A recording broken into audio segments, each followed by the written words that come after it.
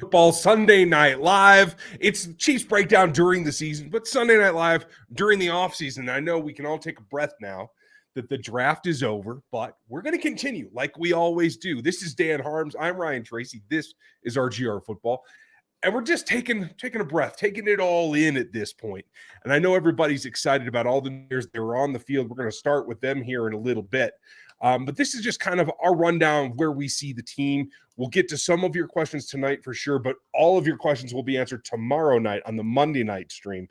And I'm experimenting with doing these a little bit later in the summer, just because everybody's got things out and about. You know, there's more daylight hours and all that. So we're going to play with the time. We're going to try to give you some new content as well, maybe some new times, some new streams. Let me know in the chat. I'd love to hear what you guys think. Is it more live streams, more live interaction that you're looking for, more pre-recorded like film rooms, material, stats review? What are you guys looking for now between now and the start of the season? We'll try to accommodate. So it's been a nice week off since the draft, Dan. You keeping up pretty well? Oh, you know, we're doing everything we can here to stay ahead of ourselves because it's nice to get out of the busy part and kind of plan content. So I did my Rashee Rice video early last week, and then I went right into the Jamari Connor tape, which now the video is set for Wednesday. We're already ready to go, so I can get into some more stuff that I have left over, so I don't have to just cram everything in. So yeah, it's been nice to just kind of realize that we don't need to do 100 plus players for this this coming 2 months. So yeah. And just on cue, we have the one player that matters. Oh, there's the star of the show. Welcome, Miss Avery. Glad she's here. And then it's funny that you say that. It's definitely something to relax and just focus on our guys now. And that is what we're going to be doing. Like to see the comments. Thank you, guys. Rock Chalk or Gary, thank you. Live stuff is cool. Rock on. I think a couple of people said that. And don't worry, Rock Chalk. We're going to keep the shorts coming. Yeah. We're using content from that maybe not everybody gets to see live. I'm doing some extra ones as well. We're going to keep the mix going, but I think everybody's into it. Videos or Locked On. You can always watch Locked On because Locked On format never changes. Yeah. We are 22 to 28 minutes an episode every day of a podcast. That's it. You don't get the film rooms and the layout and the extra visuals like you get here, although I have something for you in just a minute because I do want to go over that. But good evening, Sugary. Appreciate you. And usability, Gene. I like Thank that. you. Appreciate it. Or is it usability? Sorry. Usability, maybe. I put the US in there. Sorry. I got it on the brain today. But hey, we're all just minding Dan's shop, letting him do what he does. What expectations do you see for Rice this season? Ooh, that's a good one. I'm trying to keep my expectations low so that he doesn't have to do anything. I'm just going to be happy with whatever. But I got to expect him to contribute, right, Dan? Yeah, you have to. I think you can realistically assume that he will slide into what was Juju Smith-Schuster's role in the offense in some way. It'll be manned by I would imagine some Sky Moore and Rashee Rice, but that big body that he has, again, if you go back to watching him at the Senior Bowl, the explosion was there. The get off the line was there. He looked like he was healthier, and if we can expect that in the season, that's the kind of ability that you're looking for. He's not going to create a ton of separation all the time, because he's still learning. And he's already talked a little bit about the terminology in Andy Reid's offense is far different than he's used to. And he's going to have to learn not only the terminology, but the different ways you can break off of your routes based on the coverage you're getting. This is going to be a very different. That's what we're looking for Sky Moore. So you're looking for Rashee Rice to be in the spot that he's supposed to be, maybe running the exact route. Sky Moore this year, you're looking for him to read the defense and make adjustments to his routes based off the defense. Last year was a tough time for him coming out of Western Michigan. Not easy to do that.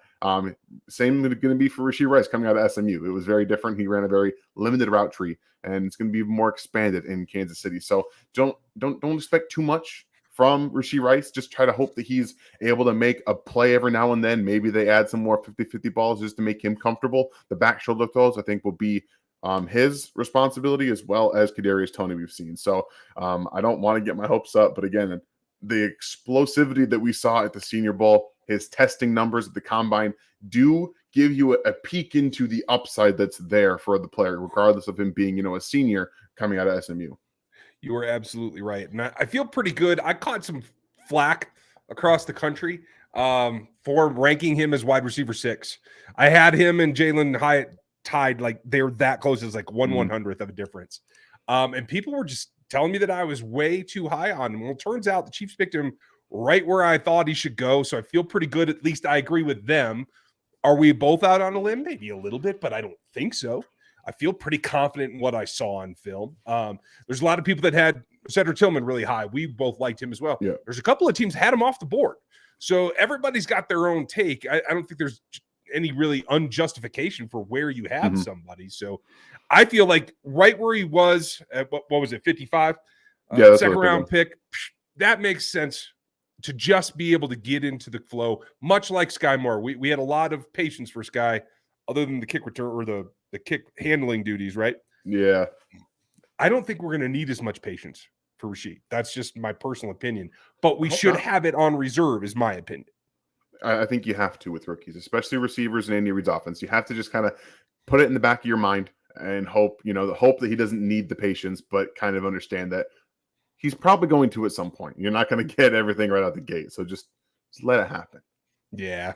And I'll tell you this. Everybody likes to quote Raz, and they should. It's a good comparison. In the end, Rashee Rice was Matrix 6, and that's what's more important than just comparing to all the other percentiles, right? He's able to put it together in a way that belies more than what you saw on film because of his route tree in his offense. That's really what you got to go off of. But Papa Bear, glad you made it. You always get to see Avery. Good timing, my friend. And Jeremy, that's a good point. The live chats are a great way to like follow up. And so it's not just a one shot, especially like in a mailbag or something like that. So, and thank you, Chris, for that one. Jesus was asking, will we see punt return or kick return for Rice? I don't think so. I don't think they need to. Do you? No, I don't. I think that you have a couple guys already on roster that can do that. You have another UDFA, I think, is going to push for it. And Remigio out of Fresno State, I think. He's electric. I've seen a couple clips of him in the return games. Like he could exclusively make the team just to be a returner. I mean, that'd be fun for kick returns and punt returns. That's something he could do and take some of the pressure off of some of the younger players and guys that don't necessarily have to do it. If Rashee Rice could be a returner, I mean, I don't think he's the smoothest return ability guy. Like that's just not his game. Like when you watch him play, it's not like he's just this silky smooth returning guy. It doesn't really do it as much as you'd like to see. He didn't really do it much in college either. So probably not. Fair enough. I do want to get to somebody who is making noise, and the reason that he's on the thumbnail for this particular video. And you know what? I'm not going to bash around here too much. I'm just going to show you guys what I'm talking about because it's a good way to kick things off and get off to a hot start. I mean, that's what it comes down to. Let me get the comment out of here, but I'm just going to let this roll, and hopefully it'll just repeat, or else I'm going to have to trigger it again. But yeah, in fact, I'm just going to look that. You can't see Dan and I for a minute here, and that's okay. But here, I'll do this. This is air. This is the same thing as just little workout. But here's playing the ball. And here's the thing that I noticed is I went back over this weekend and I went back through all the Chiefs selections and their combine workouts again. Not everybody has film out there. Ball State's a little hard to come by. I think we're both struggling with that. But I can see his combine work. And what stood out to me there is Dave Merritt he was in a couple of the deep turn and goes where they're trying to pedal and then switch sides, flip their hips while going down a straight line. And he was very much intent on watching Nick Jones in that drill. He came up short on a couple of balls, not showing off ball skills that I do think he has. So, like, to see him come out weekend one, day one, and make a play on a ball, that's kind of like breaking the ice. And I do feel like that is something that he can offer. Did he run a 4.51? Yes. But I think he's got skills that belie not his super long speed, solid speed. It's not terrible. Certainly as much as we were thinking about Jalen Watson last year, we can think about Nick Jones. So I just feel like that's a good, solid start to rookie camp weekend. Yeah, that's what you're looking for. You're looking for just make a play. And I've listened to a lot of podcasts and listened to a lot of coaches and players, and stuff like that. The big thing that you're wanting to do, make them talk about you. That's all you got to do. You need to come into camp. You need to go into OTAs. You need to go into training camp every day. Try to prove and try to make the coaches talk about you. be about it. Like, that's what you have to do. And when you come in first day and you're making a play on the ball in the air, it was going to Remigio, funny enough, if I'm not mistaken, who was going for that football that was trying to catch the ball. So you're able to make a play on the ball in the air. And I think that was one of the things coming out of Ball State that he did well, is that he was taking the ball away at Ball State. And that's what you see. He's not going to be a hugely gone after guy. But 4.51, both him and Shamari Connor ran a 4.51. That tells you that they're looking for playmakers inside the structure of the defense. They're not looking for guys that are just going to be island players, because you can't be on an island with 4.51 unless you have the quickest, oily hips ever. You have to be able to transition quicker than anybody ever with a 4.51 in this league, with guys that are running sub 4.4s to be able to transition downfield. So team defense has been the goal, and that seems to be paying off for them almost in spades. Hey, I tell you what, it's oily. I could never get past that one. I've never met anyone with oily hips in person, so I'm just waiting. You think they just kind of drip? Their pants are just soaked all the time? I guess so. Hey, it is what it is. If you move, you move. Gary was asking, what do you guys think of the DT Chiefs drafted out of Texas? Will he play this year? He will absolutely play this year. He was overshadowed by the point that I really like his teammate, the guy he played next to all season. And they really did at Texas. They platooned Coburn and Moro-Uzomah next to each other a lot. They have two younger speed rushers. Watch some Texas ball this year, you guys, because you might see the next Chiefs coming from down there too. But Keandre is able to get off the ball for a big man just as well as Jomo is. I think Jomo extends better. I think I can see more true DT like slasher type from him in the future. That's why I was higher on him than Coburn. But Coburn, he doesn't move as well. Let's be real. He doesn't move as well as Colin, but he's pushing it. He's trying. He's quicker off the snap than he looks like he ought to be at 335. He might be a little bit heavier than that by now. I'm just telling y'all. But I know you liked him as well. You went back and watched. Did you get to see him pre-draft, or did you go back after? I got a little bit before, a little bit after. He's one of the guys that consistently made the runs for us. Like, we were always talking about how he could be that defensive tackle that they need to stop the run. And we mocked him to the Chiefs multiple times, and it ended up being because, the Chiefs felt like they also needed some run defense help. And again, he does get off the ball. He gets off well. He gets off so much better than his testing shows. And it's consistent too. It's not a flash in the pan like you saw with Gervin Dexter out of Florida. He would get off once every maybe 17 snaps, and you're like, oh, okay, you got something there. Colburn's always pushing. He's always effort player. The problem with him is that you see it in his lateral movement and his arm length. The extension isn't really there, and that's one of the bigger problems. But you do see him consistently get inside, get off the ball, and locate the football. Those are two things that you can absolutely guarantee he's going to find the football, and if he's not getting to the ball carrier, he's got two guys on him all times. Yeah. He's gonna take up two guys, take up a gap, and let the linebackers flow. So that's the biggest thing that stood out to me. And again, the quickness. He's got short arms, but he can move them quick too. He got a swim move. He's got a nice little swim move, a left and a right, a more lateral pass rush, I think, instead of trying to lateral move with the run game. Right. So he's got a nice push pull he shows at times as well. And I think that just tilts the guard's shoulders enough that he can get through. And that's all that matters. And I'm just double checking my stats because I didn't want to misquote it. But when I take a look at the defensive line class as a whole, Chiefs took him in the 6th. I had him in the 5th. So they got good value out of the pick. I think they got more player than maybe we could have expected at that pick. And when I double checked it, because I wanted to make sure, he's 8th in win percentage in the entire class in terms of his pass rush. And he's 8th. Surprising. They go together in producing pressure off of his pass rush snaps. So that, when you take that into consideration, and let me stack those because I want to read these names off in order. So looking at Keandre coming in at 8, that means he's above Brian Brisset. He's above Jalen Carter. And this is a percentage of pass rush snaps. So you can't just say that he played more, because he did play more than Jalen. Jalen didn't play 100% of the snaps. This is a percentage of your pass rush snaps, how many times you produce pressure. Kendrick Coburn is above Jalen Carter in that metric. It's just that when Jalen decides to go off, he goes off, and you cannot stop him. But above Tommy Adewale, above Byron Young, the Alabama version, above MJ Anderson from Iowa State, who a lot of people were interested in bringing to Kansas City in around the same area, right? And another guy that I thought could be a UDFA type for this role is Jared Clark from Coastal Carolina, right? Well, Conroy beat him as well. So when you take a step back, you're actually getting a better pass rusher at 6 than we might have gotten at 4 had they gone with one of the bigger names. And that's, I think, what I like about this value pick the most. Yeah, I think you're also just hoping that him being around Chris Jones just rubs off on him, because the speed get off is one of the reasons Chris Jones is so unstoppable. Yeah, he's big, he's strong.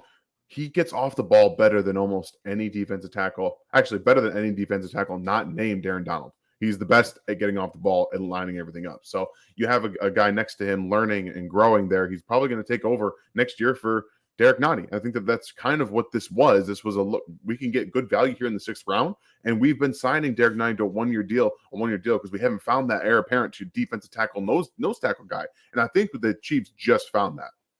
Yeah, I think they may have as well. And I don't want to underestimate him. He's also Matrix 14 in this class.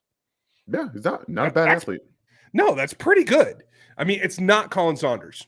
No. Nobody was, but it's pretty solid. And I did see the chat there. I got somebody in timeout here for a little bit. None of our mods are here. Gary, if you want to become a mod, I'm more than happy to have you. I just got to make some changes behind the scenes.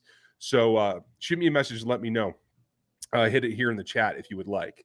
Now, that said, I think Nick Jones is off to a hot start. I see there's some questions about some of the other players. We're going to get to those.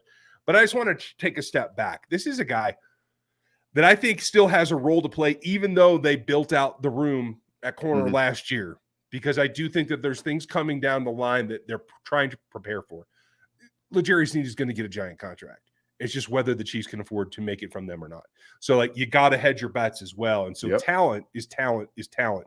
And when I went back and I watched the combine again today, when he did come up short on the ball skills, it was generally when he was tied up in the turf in Indy.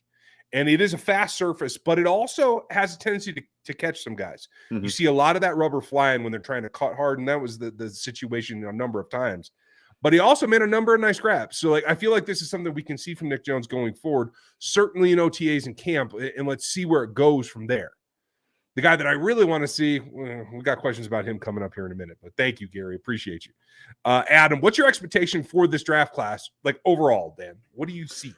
I see guys that are going to make some splash plays this season. We're not talking about guys who are going to come in and nail down huge starting roles this season. I think that's rotational aspects to just about every person they drafted. I think you're going to see them in some capacity. But I'm not expecting Felix to come out and be a 3-down player right out the gate. I don't think that's within reasonable outcome right now. We'll see what happens. And I think that he's going to be one of the more important pass rushers in Kansas City this year. I think he's going to be one of the most explosive pass rushers. Just being able to rotate him out on rundowns, on obvious rundowns, and get him in there on passing situations. I think that makes a lot of sense. We'll see splash plays. I think you might see some circus catches from Rashee Rice, get everyone excited. I think this class is going to have a lot of fun moments. Maybe not necessarily come out and just be studs out the gate. You're not going to see a ton of starting ton of snap kind of guys, but you're going to see a lot of splash plays. Guys, if you want to get your questions in, make sure you put some question marks at them. We answer every super chat. So hit the super chats if you want to support the channel. I know it's the off season, but we can still use the support. You can get into always the good. gear. We always have the lids and everything else. You can get those over at the RGR store as well. So make sure you hit that. These are nice. KL, I like the way you put that. Happy Sunday. And we're going to keep doing the Sunday Night Live, no matter whether it's a breakdown or what it's going to be. We'll retitle it, but Sunday Night Live will remain a thing, just like Monday night. And we'll see how many other live streams you guys get, because we're trying to work on a couple of deals that I think are going to pay off pretty good. Let's hope so. It'd be nice. Gary, I'll get you squared away here real quick, so that if you want to participate in that tonight, you can. It'll take me a minute, and Dan will just have to handle Kyle's question. I think I can get that done. Well, thank you, Kyle. Appreciate it. What offensive players do you see making up the production numbers we lost in McColl and Juju? Assuming Kelsey puts up Kelsey numbers. Once again, I think we can assume he does that for quite a while. But this is where it gets a little fun because, McColl got hurt last year, and we saw Sky Moore being dealt into some of those jet sweep motions. I even think that might start using MVS a little bit more in the jet sweep department this season, because he does have sub 4.4 speed. And I think people really do forget just because he's 6'4" doesn't mean he can't still run a jet sweep every now and then. And I really do think that the Bengals game that keeps sticking in my mind because utilization wise, he was forced into a role that the Chiefs didn't use him a lot last year. But that might be the best way to get the most out of him. He is costing the most for the Chiefs right now on your roster at wide receiver. And if you're going to pay him, you should find a way to get the most out of him. So I think that you might see MVS used in a bigger, an expanded role this season, more like that McColl aspect. I don't know if you really want Sky Moore doing that a ton. You don't really want Rashee Rice doing that a ton either. He's more useful in the intermediate and deeper parts of the field where he can go make plays. On the Juju side, that's where I think Sky Moore is going to be impactful. Short, quick, intermediate throws, winning very quickly, up the sideline. He's probably not going to do a ton out wide. That's just not his skill set. And being able to win on the slants, being able to physically give you run after the catch. Those are things that he's going to do well. So I think you're going to see a combination of Sky Moore, and then you're going to have Kadarius Toney doing Kadarius Toney things. And I think you're also going to just get MVS more involved in a way to utilize his speed to actually help the offense, not just from a verticality standpoint, but from a horizontal standpoint too. I like that. Gary, you may have an email here, buddy.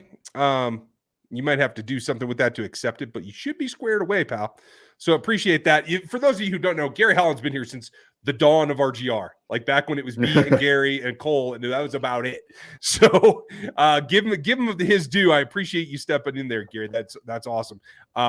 Aaron and Liz have things going on that they're not able to be around quite as much. FLDB might be tied up tonight as well.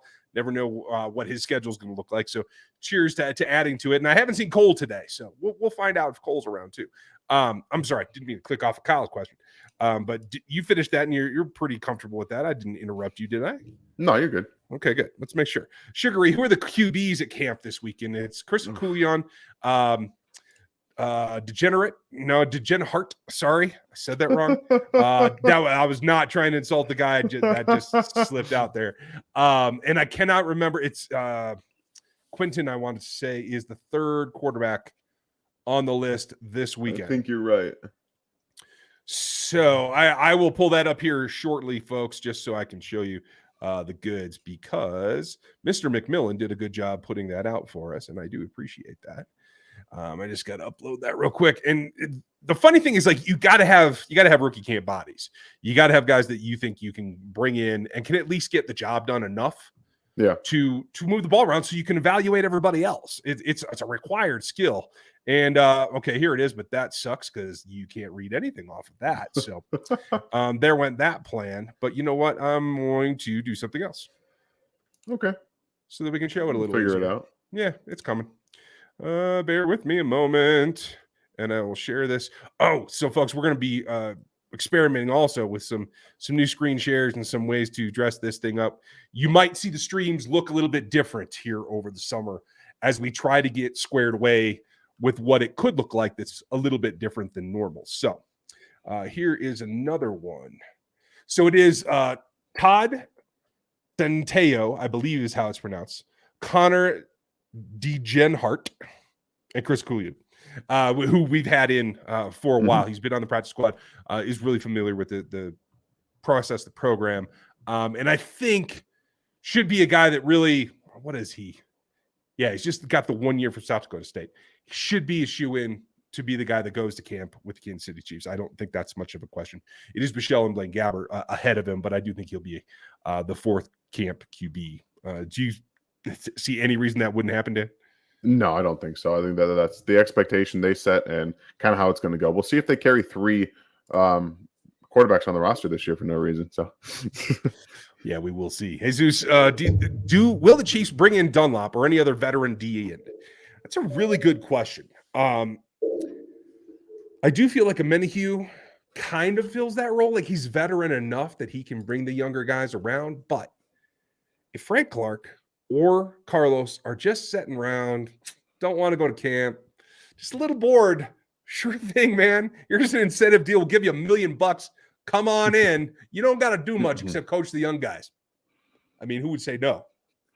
We've heard a little bit of rumor about Frank Clark recently going to either the 49ers or the Browns. I'm not entirely sure where the rumors have come from, but I haven't seen any reliable sources tweeting Exactly. it. So there's always that. I don't know, man. I think that Frank Clark's going to be back in Kansas City. I just have I have a feeling. I can't really put anything else on it other than a feeling. So don't quote me on it. But it just feels like, why wouldn't you just say, hey, we gotta get 2 sacks in the postseason incentive deal, Right. and like become one of the playoff sack leaders in all time. It just seems too easy to do. So I don't know. It feels like that might just be happening. That's why I always push back against that stuff, because it just feels too easy. I just got to learn to go with it, I know. Yeah. Chris, were you surprised the Chiefs passed on tight end at the draft? I mean, a little bit, because it was such a deep class and there was a total variance in type of tight ends, but they like their dudes, man. They are not bashful about it. And I think that's a good sign, actually, for my boy Bushman, who's probably like the 5th or 6th tight end. And I do still like him. So they feel like they have practice squatters that fit their system too, is my thought. Yeah, I think it says more about, I'm hoping it says more about Jody. I want them to finally just kind of break out the Jody mold like they were using before he got hurt last year. I would love to see them do that more. But I was more surprised they didn't draft the running back. They knew about the Isaiah Pacheco injury before anybody else did. And it's a little surprising that they decided to forego drafting one and be comfortable with where they're at. I don't know. A little weird to me. I have to agree. And folks, if you missed the news, Pacheco played, I know it was the Super Bowl, but it was the championship game as well, right? He played most of the season with a torn labrum. In his shoulder. I believe correct? It's his right shoulder, yeah. Right shoulder. Okay. Yeah, because you weren't running with a torn hip labrum, I'll tell you that. No, but also a fracture in his hand, right? Yeah, that was the Super Bowl with the fractured hand, yeah. Okay. So yeah, we just found out about that this week too, just in the last couple of days, and I've been kind of off the grid, little family time finally. So if you didn't know that, yeah, that just kind of adds to it. So I agree with you. Knowing that now, I'm a little surprised they didn't go for it a little bit sooner too, because when I went back and I watched Prince's combine again as well. Yeah. His gait's a lot like Pacheco. I mean, it's not just style. It's he's almost a match for match remake of the same player. They has the same vision problems. They run upright. They're bursty in space. They're almost the exact same players. They're not very good in pass pro. The effort's there. The body type is there. They're just not very good at it. So it's an interesting ad, because you're not diversifying your running back room. You're just adding on the exact same type of player. And I mean, he's a UDFA. I don't think he's as good as Pacheco was coming out, which is, saying something as well, because I didn't think Pacheco was particularly good coming out of Rutgers, and that would be why he was a 7th round pick. So it's interesting. I know a lot of people have a lot of hope for Prince, and I hope he makes the roster too, because UDFA's making the roster are always fun. I try to temper my expectations of that kind of thing. Well, and I feel bad because I haven't mentioned LaMichael Pirine hardly at all, and he's been on this practice squad for a while. I just kind of glance off her because I haven't seen him. Yeah, he's just not doing anything. Exactly. And so there's room there. And I also think that there could be a number of other guys that they bring in, as OTAs finish off. You're going to see a lot of running backs released. There's going to be plenty of opportunity all the way around. So Eric Linkart, with the Lawrence getting extension, do you think it'll make it harder for Chiefs to extend Jones? I don't think Lawrence changes anything for Jones. I mean, there's only one comp for Chris Jones right now, and Aaron Donald. So that's it. The deal's getting done when it weren't going to get to the Chris Jones point. And that's why they've kind of been waiting on it. They don't have to do it right now, because they don't have to worry about these contracts getting to the point where it makes Chris too expensive, because he's going to get paid right under what Aaron Donald gets paid. He's already made that a point, and I think the Chiefs are going to do understand that, and these guys aren't really getting to that point yet. So not too worried. What did Dexter get? 18, I wanted to say. No, it was 4-year. It was 4-year 90. Okay, so there's a little bit more. So 22 and a half. Okay. So again, I think Joel Siegel did a good job for his client in getting Dexter Lawrence that money. I don't think it really pushes, other than now the gap is smaller. Like the Chiefs were probably offering less than 22.5 per annum. I think they have to up that a little bit. I don't think it makes a huge impact because I think it's right in there. I'm a little bit more surprised that Dexter got that contract. So kudos to Joel Siegel, his agent, for getting that done. Because even in my head, I didn't have it at that much. 60 guaranteed. So there's quite a bit difference there. It's really only 15 a year guaranteed when you just break it down there. Mm-hmm. And in the end, in the bank accounts, that's what the players go for, is how much was I guaranteed? And Chris Jones will be guaranteed a lot of money. Yeah, it's going to hurt me to read it. Thanks, Eric. Draft Network, hope you're doing well. Shamari's going to play CB or safety? Yes. Exactly. That's what I talk about. In my video that covers Shamari, we're talking about a guy who does it all. It is another Chiefs defensive back that they love guys that can do it all. And I make a couple of different comparisons in the video. So make sure you guys are looking out for that on Wednesday. Can I steal one? Go for it. Because when I look at like snap counts and distribution, it screams Ron Parker to me. Okay. I didn't go back that far, but okay, cool. Even better. I went more recent. I went more recent with the names, but we all know Ron Parker. Ron Parker was fantastic until he fell off a cliff. But yeah, you can go back to Abdullah. Like there's a bunch of different guys that even fit this mold from before. So yeah, they love these kind of DBs in Kansas City. It's not just with Steve Spagnuolo. It goes back to Bob Sutton, and even before then with this type of cornerback and actually defensive back. I won't put him in a mold. There you go. Wait for Wednesday. Dan's film review will be in there, and you'll see it all. But like, I just went back to 2019, and he took 85% of his snaps at slot corner rather than anything else. So like, I mean, it just tells you the versatility. I'm just clicking through his years here. That was the same thing in 2020. Now I know it was a weird season in 2020 because of COVID. It was a very shortened season. Well, not very shortened. I guess there was only a game less, where it was slot corner and some strong safety in 21. And then I just want to see the distribution from last year because I can't remember off the top of my head because there's too many players in my head anymore. So much safety. He almost free safety, strong safety. One game he started it at slot corner. So like he can do it all. And so I really do feel he's got great. My favorite ability is that he's the guy that they can put in the slot, and I can feel comfortable that he's going to scream off the edge and Jerry doesn't have to blitz as much. Yeah. So yeah, that's one thing. His blitzability is probably my favorite aspect of his game because he's going to bring a hammer for Spags, and Spags is going to go hog wild with him. He had 5.5 sacks in 2019, I think it was 5.5. Like this, he's got some speed off the edge, guys. It's kind of funny. I mean, what does Legarius weigh? I don't even remember. But like 197. Okay, so it's not that big a difference. Like that. I have Chamari at 204 at the combine, so it's a little bit bigger, even though he's still a nickel safety. So I think what you're going to see, probably limited to kind of a shorter replacement, like a sub nickel role at first, and then it'll expand, much like we saw with Brian Cook, right? Brian was kind of like in the box safety for a while when he first started getting snaps, and then his role kind of expanded out. I think the same thing will happen for Chamari, but I do think he's going to have a couple of nice hits his first game out, and Spags is going to be like, I can't ignore this anymore. Let's go. Or it goes the opposite way, which he is prone to. Think positive, Dan. Think positive. Chris, what do you think of the Jones contract, and hope he gets it before the season because we don't have another Hill problem? I don't anticipate that.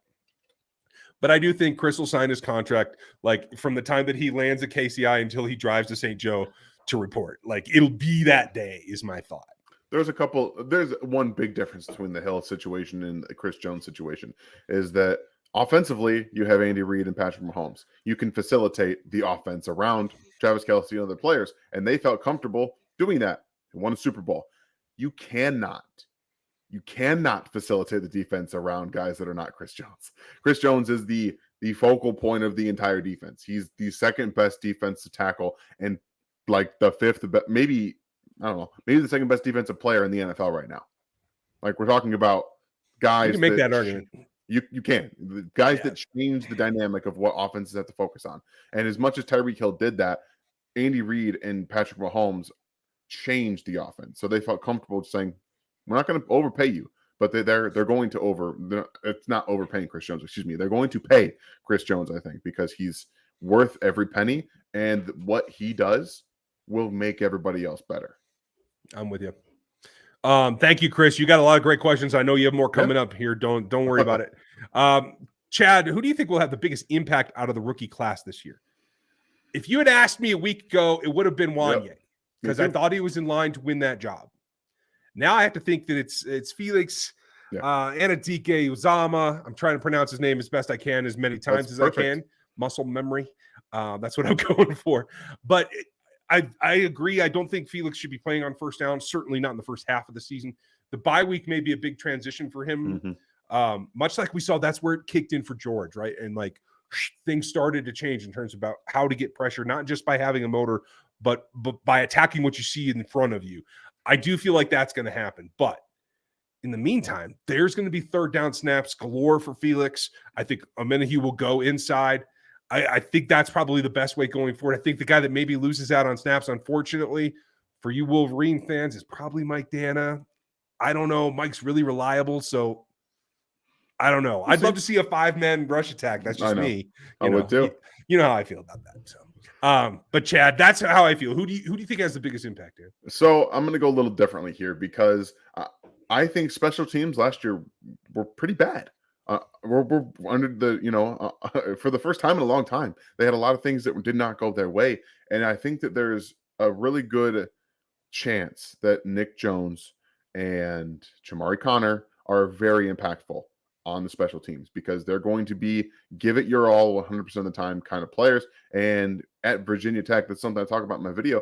This was very big for him playing at Virginia Tech. They put a lot of emphasis on special teams, and he's played there for the last 4 years. Like he's been a starter, ton of snaps at special teams. So I think that maybe not so much on the stat sheet impact, but raising that floor of your special teams, because it was kind of a weakness for them last year. And a couple games, even in the postseason, they almost lost because of it. So I think that could help change the dynamic of special teams.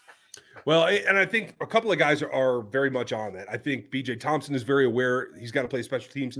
He's in on it. I think he's ready for it. Really nice thing about what we heard from BJ this weekend is that I don't know if everybody caught it, but he actually had a workout with Joe Cullen after his pro day, kind of a one-on-one thing, which technically should have been one of the 30 visits. I'm sure they had to get a waiver or something like that to work that out. But that even more echoes what we saw from Joe Cullen after they were able to select him, is that they have plans for him. Joe Cullen sees him as a player that can grow into a role. And I think knowing that he's going to start and knowing that he's aware that he's got to play special teams, I think that helps everything because he's gotten this faith put in him. And now he's got to return that by covering kicks and attacking field goals and everything that goes into being a 4-core special teamer. So I feel really confident in that. And sorry to interrupt, Miss Avery. No, you're fine. I'm the one interrupting. You're talking, and I'm over here like being adorable with my daughter. People are. I can't compete with her. I should just like kill my feed right here and just put you guys. I'll just talk over. Yeah, no, you're good. But no, BJ, I think it really gave us a good insight as to what his path forward is. So I don't know if not many questions about BJ yet, but I'm excited about him because he's a guy that I don't think. Night, sleep good. I don't think he has the body that he's ready to compete in the NFL yet. Especially, he's got to get a little bit stronger in the lower body. He's explosive, but holding the point isn't something that I can see him doing pretty well yet. So I think he's got to rotate in there. Yeah, I'm with you. Josh, thank you for the super chat. Appreciate you and the support as always. CHA in year 1 had a great grab up the seam against Baltimore. Yep. Play didn't stand because of the O-line flag. Why didn't we ever see that again? Literally ever. That's a great question. I think that was the Chargers, by the way. Was it? Okay. I think it was week 2 against the Chargers. But yes, I remember the exact play because he spun around and caught it. That's what it was. It was that spin play.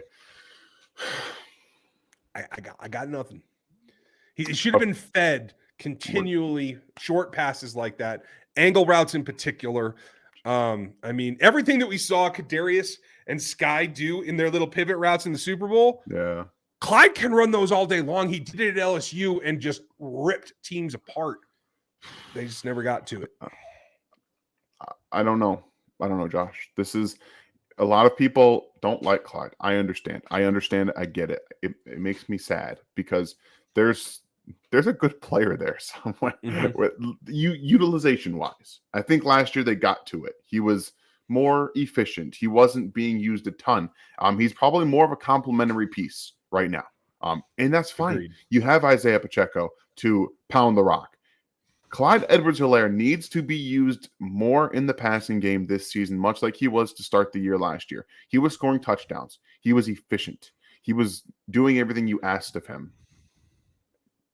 So the fact that he was unable, that the Chiefs, were unable to use him properly before, it hurts, because his career is never going to be the same. It's never going to be the same. They drafted him in the first round, and ever since then, it's been nothing but downhill, and it's been tough. I think he's had a couple of sparks here and there, and he's still a very good pass catching back. And I know people will say he's not that great of a pass catching back, like short, and a couple things, he drops a pass here and there. One goes off of his face mask that's behind him, whatever. Like, okay, it happens to everybody. Yeah, I don't know, man. It's a tough situation, and that he's kind of been put in by the Chiefs, to be honest with you. It makes it hard to live up to sometimes. Yeah. It's going to be what it is. I don't know. I hope that he can contribute. I hope that he's got the attitude to contribute. That's what I think is going to be the limitation. So far, by every indication, Brett Veach said he was the first person he saw in the training room on the opening day. Yeah. I mean, that's a good start.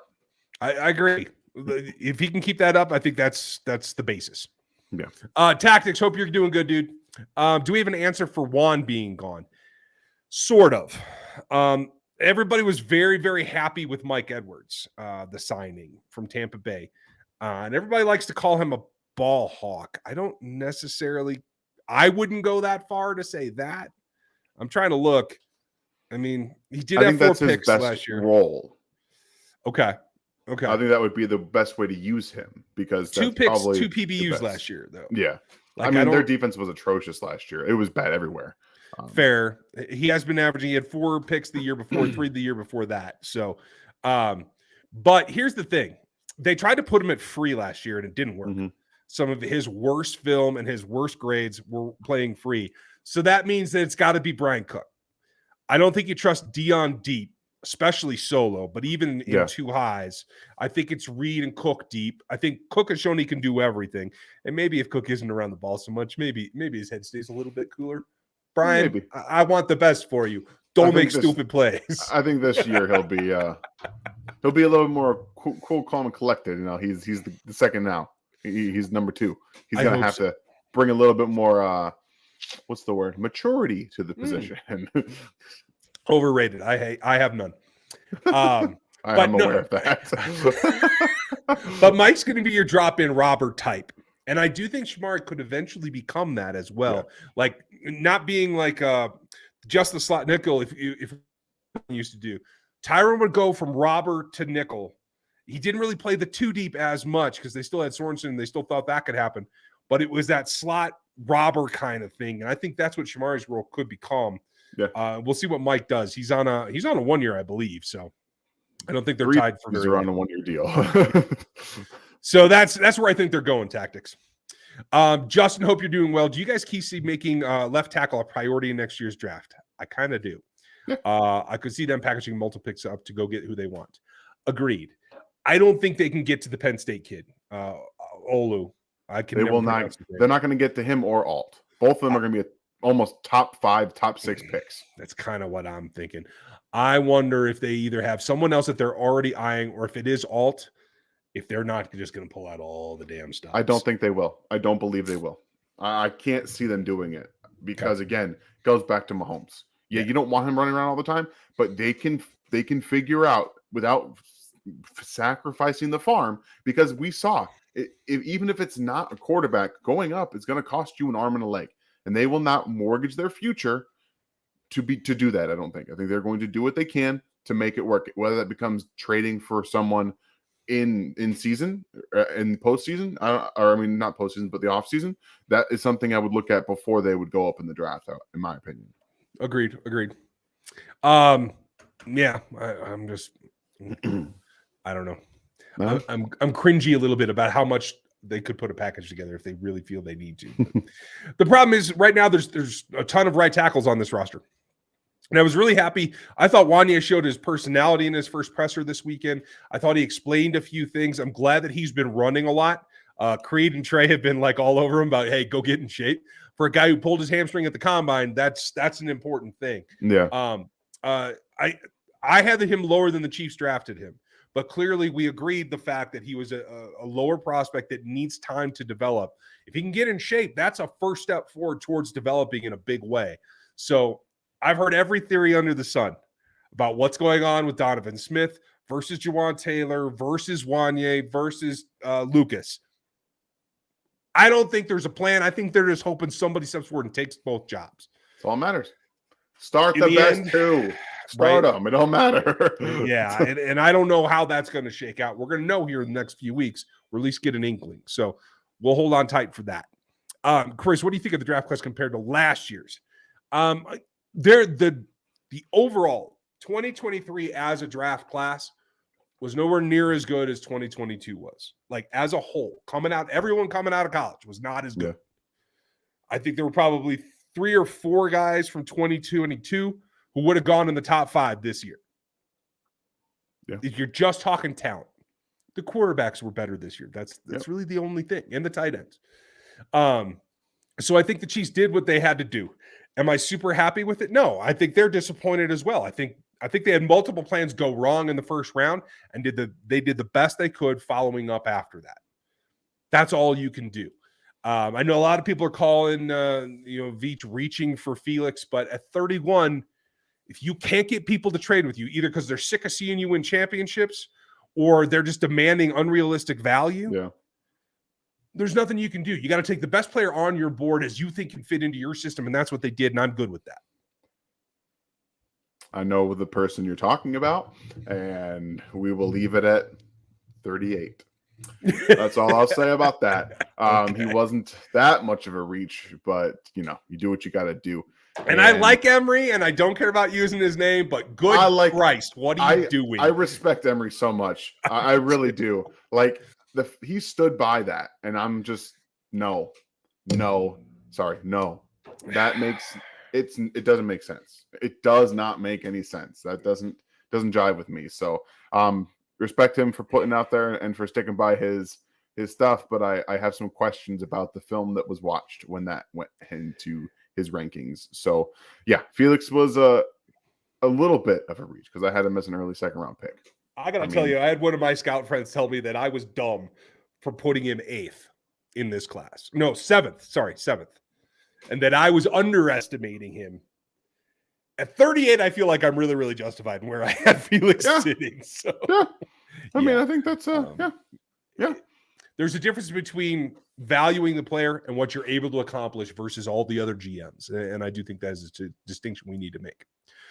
By the way, Tactics, thanks for the super chat earlier. I don't think I said that out loud, but cheers. Appreciate you. Thank you. Do you think Spags will move Mike Dana to DT since he started a lot of DE this year? Brian, I think they see a lot of guys, including Mike, but in particular Mike, Charles, and George, as guys that can play all over the defensive front. They don't have to have an assigned position. So I expect to see all of them in both, all over the place as much as possible. The only person I think stays mostly at tackle is Chris. And we know Chris can go play outside if he has to. But I think he has to be the guy that draws the attention of the offensive line. And quite frankly, I think he's the guy that has to force guards to move out of their comfort zone.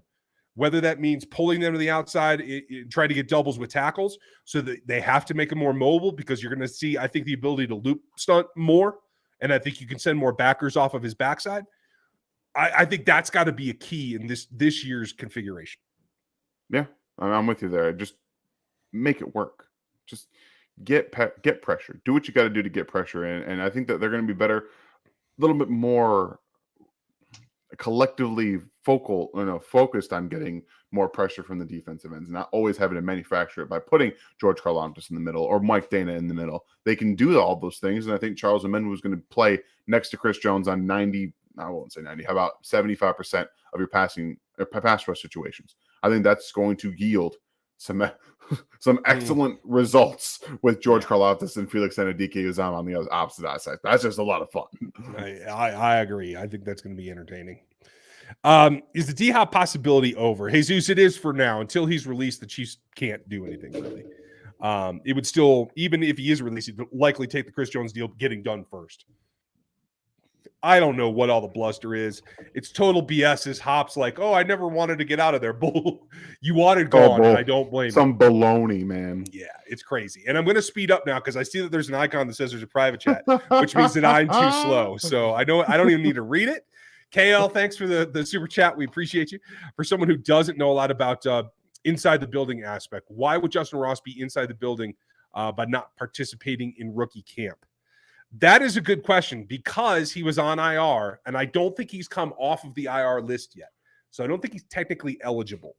So, because experience-wise, he should be. Okay, I was about to say, because I know he did last year. He was in OTAs as well last year. I didn't know if you had a certain amount of time before you can no longer be a part of rookie minicamp. No, you can have 1 year experience guys right now. In fact, there are a number of them. If I go back and look at that list, I had it here somewhere. I don't know where the heck it went. Alodica, he's got a year experience, right? Jarian Ely was on the practice squad. He's at rookie camp. Crawford, Freifogel, Mike Caliendo, who almost got a good run at playing games. Wyatt Hubert. Those are all 1 year players that are eligible because of their low volume of snaps. Obviously, Justin Ross didn't get any snaps in the regular season. So I think it's probably something to do with his designation on IR. I really don't know. I hope that that's all it is because I hope that we've seen enough that makes us think that he can make some kind of progress, KL. I don't know. Alan, hope you're doing well down under. Any thoughts about Mike Florio rant against the Chiefs organization? I was pissed off. Go Chiefs forever. I like that, Alan. I don't watch Florio because every time he speaks, I get pissed off. Did you happen to see it, Dan? I refuse to. I actually have him muted on Twitter. I just don't. I don't go through it. It's not worth it. Everything he says is clickbait, just like every ranking that his partner in crime, Chris Sims, puts out is clickbait too. It's all just to get interaction. I have zero. I don't do it anymore. I just don't. I saw one person comment that he had said something about how the Chiefs are robbing Patrick Mahomes, and I mean, they gave the man $500 million. Oh, you're right. You're right. He's won 2 Super Bowls. He's won 2 MVPs. He's won 2 Super Bowl MVPs. Yeah, they're robbing him because he's not being paid enough. You think he's okay with it? I'm pretty sure he's okay with it. See, this is why I don't follow that man, and I have him muted for this exact reason. It looks like he had a pretty good time at the Kentucky Derby. I'm just going to say. Just saying. I mean, he brought Brett Veach of all people to the Derby, so I'm guessing they're in pretty good shape down there. He's Roy Kent. He's here. He's there. He's everywhere. He's everywhere. I gotta go watch that. I'm like halfway through last season because like the family hasn't seen me in haven't been able to watch it because my wife was TDY for 4 months, so I have not seen it. And you had to wait, right? Season I had to wait. It's house rules. I'm with you. We just started last weekend, so we were only seeing a couple. How do you feel about the left tackle position? I'm not comfortable seeing Taylor play on the left side, and I feel like even though this is before, it did end well for us. And Raz, you're totally justified in that. I'm excited only because Jawan Taylor, when he came out, I evaluated his film and I felt that he could make the switch to left. He's never been asked to do that yet. And I have to think after adjusting to the NFL and having what is a banner year for his career last year, this is the time. Yeah. They probably need to try it out. I'm not convinced that Donovan Smith has to be the starter, even though that's everything that's coming out of One Arrowhead Drive. And for all you conspiracy fans that are saying I'm not giving them enough crap, I have no idea if they're legitimately trying to start Donovan Smith. So let's just see what happens. Because I get it on both sides. A, I'm either not critical enough that Donovan's all smoke, or I'm totally crazy and swallowing everything the Chiefs PR puts out. Well, yes. We just don't know until it's on the field. I don't know, man. I know. Only as I understand, you don't want Tooney playing left tackle unless it's a break glass in case of emergency thing. Don't want him doing it unless you have zero choice. So no, he can. Yes, absolutely can. He shouldn't. Shouldn't be doing it, period. And for those of you who have been reminding me all weekend that Wanye played left tackle, yes, he did for a couple of years. And he was terribly less successful at left than he was at right. So, yes, he is really a right tackle. Could he play left? It's not outside the realm of possibility. But in college, he was way more successful on the right-hand side. So I think that's where he needs to start his career and see if he can transition to. Because there's a lot of conspiracy theories out there that Donovan's just here to mentor Wanye so that he can become the left tackle. I don't think they have any clue yet. Chad, what UDFA are the most excited about? The most excited about a UDFA. Probably, I think Jones is the best one. He's not a UDFA. Oh wait, no, you're talking about different Jones. Not Yeah, not Cam Nick from Jones, Indiana. Excuse me. Yeah. That's who I'm thinking of anyway. Yeah, I get it now. I get it. I'm trying to see if there's anybody else. I'm do like excited about Remigio. I am. Yeah, are you? Okay.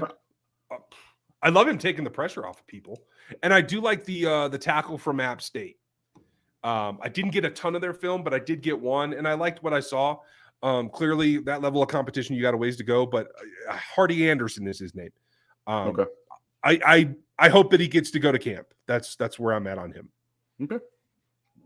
Austin, what would be nice bounce back numbers for CH as the number 2? If he were to keep up 5 yards a carry and get, say, 450 yards on the season and a couple of tutties, maybe, just like last year before McKinnon took over, maybe he'll catch a few as well. Yeah. So let's call it like 800 combined yards and a few touchdowns. I think that's a good number 2 season.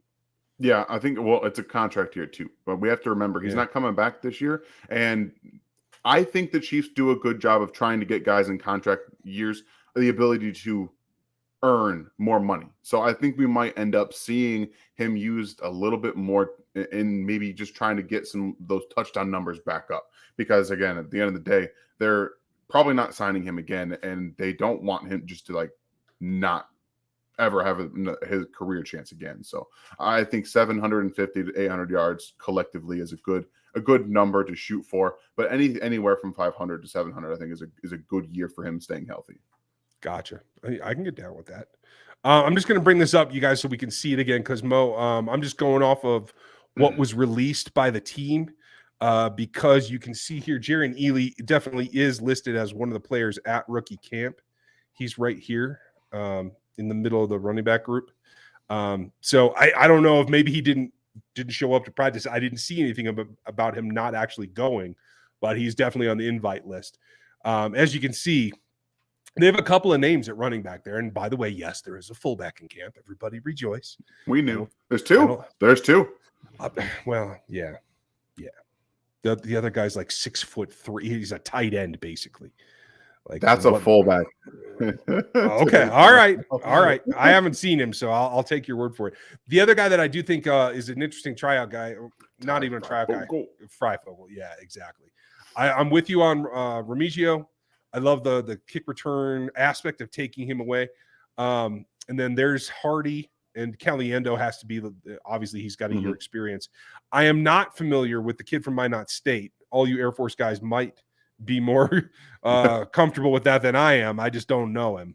And I'm trying to look. And there's Cam Jones, the guy I was talking about. In the D-backs, anybody stand out to you in the defensive backs? Not really. I haven't seen a ton of these guys at all.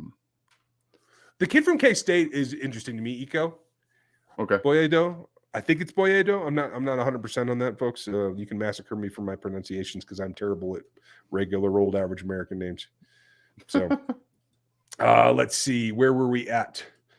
We got Austin's. Thank you, sir. Chris had another. What do you think of the Clark's comments about the Royals downtown, the Chiefs Stadium upgrade? Clark's been hinting at a Chiefs getting a different stadium for a while. I don't think that's going to happen. I think they'll make the investment into Arrowhead. As far as the Royals chatter, I didn't see any of that. I don't really follow anything Royals, so I generally flip it as soon as it goes that direction. I don't. I'm not a Royals fan, so Nothing. Sorry, guys. Okay. If we get Jones done, can we still get D-Hop? Rock and Rodeo. I at this point, no, they're not going to trade for him. If he gets released, then everything I think is open to reinterpretation at that point. You would definitely need to get Chris Jones' contract out of the way in order to have a cap space. So, hello there, Wild. Hope you're doing good, Matthias. Cheers. Anthony, I know Trey Smith had injury issues in college, but hasn't since he joined the Chiefs. Do you think our training staff can do the same this offseason for Tony, or are they too different? Trey's condition is literally a disease that he has to manage. It produces blood clots, and he is on thinners, as I understand. It is a medically treated thing. It's not just rehab and therapy and that kind of deal. For Tony, I do think that this particular staff is pretty good at working soft tissue issues, and that's what Tony's has been. It hasn't been systemic. So I'm kind of optimistic, Dan. Are you? I'd like to be, but we have no proof that he'll be able to, because he got here and was still just dealing with injury after injury after injury. I'm hoping that the offseason training program, whatever they have him going through, will help that. Another player that was in Kansas City that suffered from a lot of the same stuff was Sammy Watkins. He couldn't get through that either. So I don't have a ton of hope, because again, he's young. It's hard to get through a lot of these consistent injuries when you're young, but it's also the best time to do it. I just a lot of uncertainty, a lot of gray area for me. I'm with you. We're hitting the hour, folks. We're going to speed through the rest of these. If you got anything else you want to ask tonight before tomorrow night's live Q&A at 6, make sure you throw in that super chat now. We'll try to get it before the end. How will our sophomore class be this season? Who will be the most impactful? Your thoughts? I think Ryan's going to see the biggest uptick in snaps, more so than Sky is. But those are the two guys that immediately come to my mind, Dan. Who would you think? I think Karlaftis is going to have a better year. I think he'll be better in the run defense another year. Working with Tamahali, he's going to have a guy on the opposite side that can speed rush a little bit to him and maybe force some quarterbacks to him. I think that'll help him as well too. So I'm hoping, again, see the little 180 here, you guys. I didn't like the pick last year, but here we are. We're saying he's probably going to have a better. I think he might have the best season of the sophomore guys. So that's what I'm going with. Well, he put in a good first year and he learned. We're allowed to also change our opinions based on new information, y'all. That's a weird thing. He changed his game. Kudos to him. So I think he's doing a good job.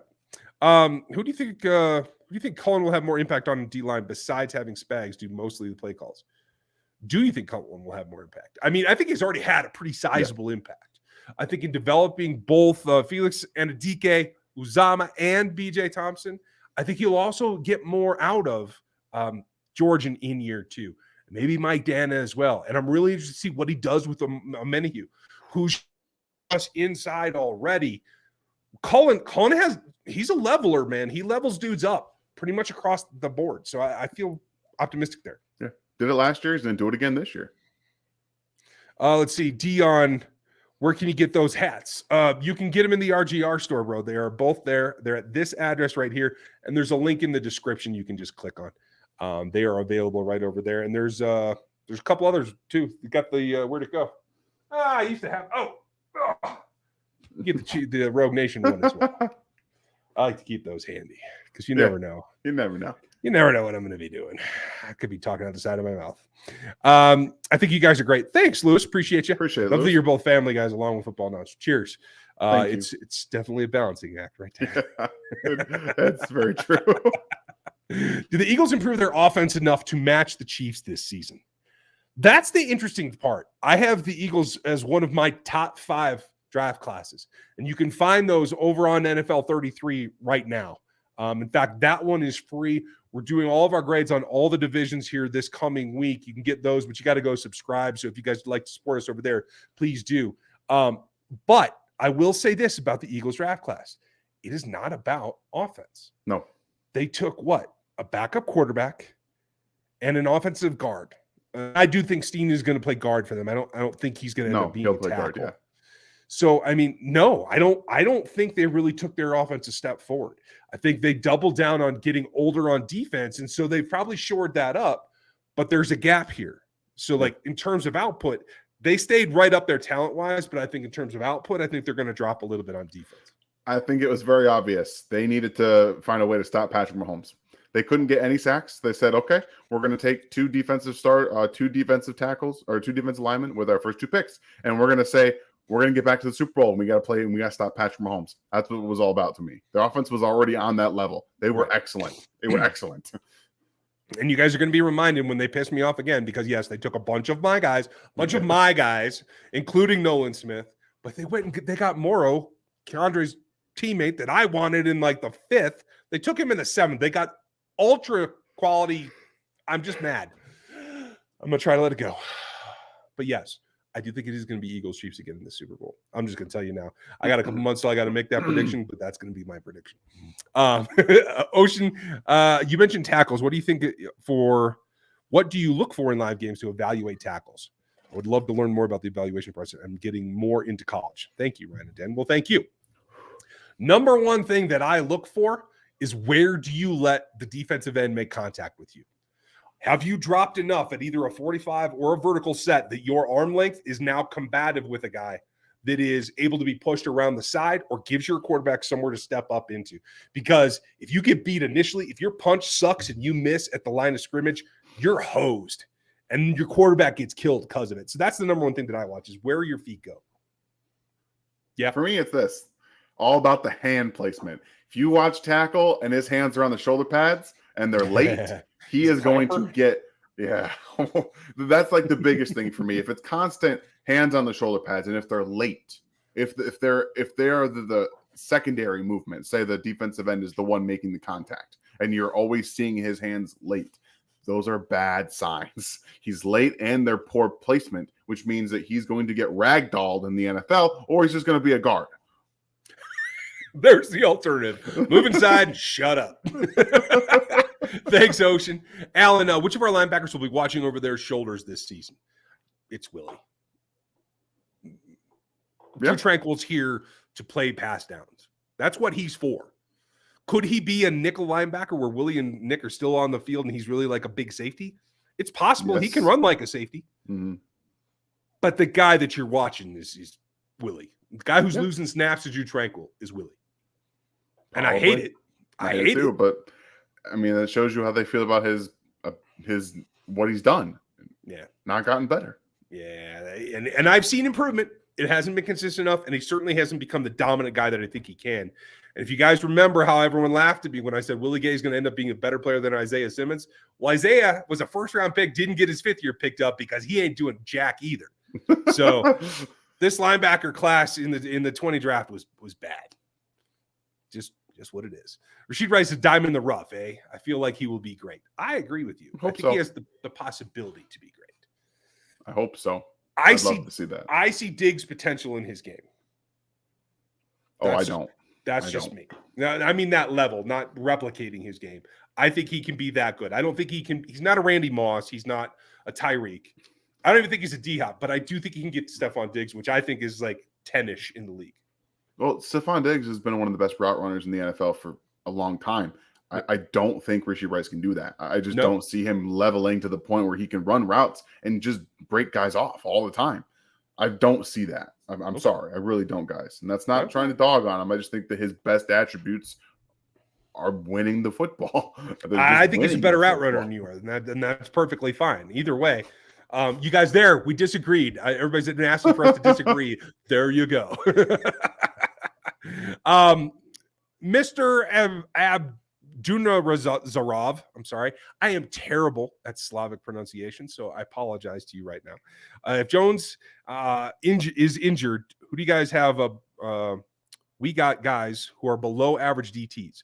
Are we signing any DTs afterwards? I know many of you can play inside, and he isn't a full-time DT. You're right. I think, honestly, Kendrick Coburn is here to shore that up, and they're banking on Turk Wharton being able to be healthy again. Yeah, that's what this is. And because they don't have anybody else, and there's nobody else out there. There's nobody else in the practice squad is going to come up and be, a defensive tackle. It's Mike Dana might end up being your 3-tech if Chris Jones gets hurt. You're looking at a conversion from defensive end, to be honest. Could be. Zio, apologize for the pronunciation. I'm just going to go Zio from now on. There you go. Kevin, you guys see Mike Florio propaganda chart? I didn't see that chart. I'm going to show the lowest pick where he's mad and jealous the Pats are not. No. Okay.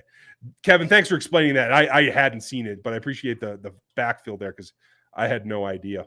We're going to wrap it up, folks. Last call here for Super Chats or anything question related. And then we're going to do this again tomorrow night. So met Chris Jones, Tyreek, and Breeland this last month. Oh, Bashad, really? Cool. That's awesome, Brett. Say hi to Breezy for me. He was always one of my favorites because he's not fast, but he just plays.